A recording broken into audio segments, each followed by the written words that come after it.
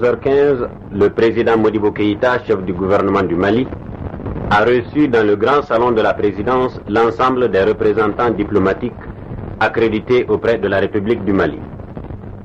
Le président Modibo Keïta, qui était entouré de M.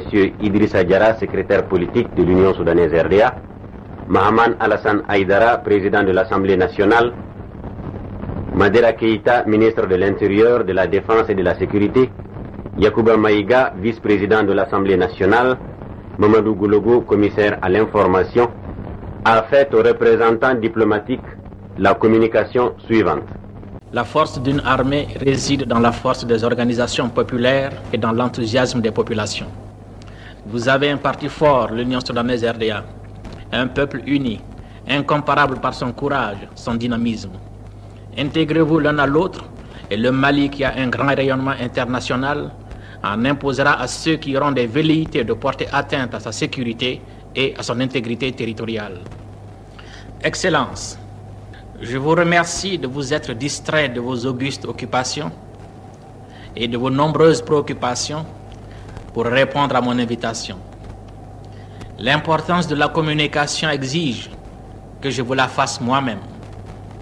À l'heure qu'il est, l'ambassade de France en République du Mali est informée par mes soins de la décision de mon parti et de mon gouvernement de voir la France évacuer les bases militaires de Bamako, de Kati, de Gao et de Tessalit, qu'elle occupait du fait des accords franco-maliens signés à Paris le 22 juin 1960 entre elle et la Fédération du Mali et qui deviennent caduques après les événements du 19 au 20 août 1960 et l'acte de reconnaissance par la France du gouvernement du Sénégal, acte qui consacre la dislocation de la Fédération du Mali.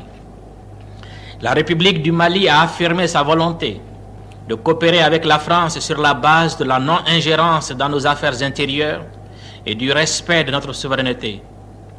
La décision de mon parti et de mon gouvernement ne met nullement en cause cette volonté. Elle est l'expression de notre conviction qu'à moins d'abandon volontaire de souveraineté de la part d'un État jeune ou d'accords particuliers dans le domaine de la défense, les troupes de l'ex-puissance coloniale ne peuvent stationner sur le territoire de l'ex-colonie aux côtés des troupes du jeune État. D'autre part, le peuple du Mali, l'Union soudanaise RDA et le gouvernement de mon pays ont toujours affirmé leur option en faveur de la politique de non-alignement sur l'un ou l'autre des deux blocs.